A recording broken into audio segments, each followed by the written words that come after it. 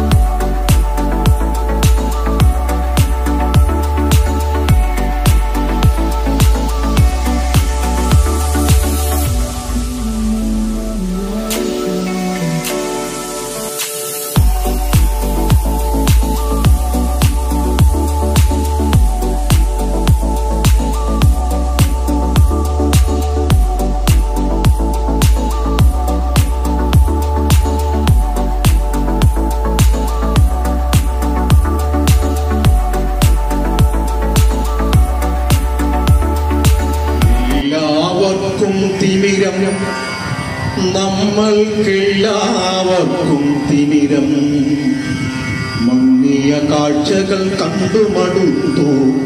കണ്ണടകൾ വേണം, കണ്ണടകൾ വേണം.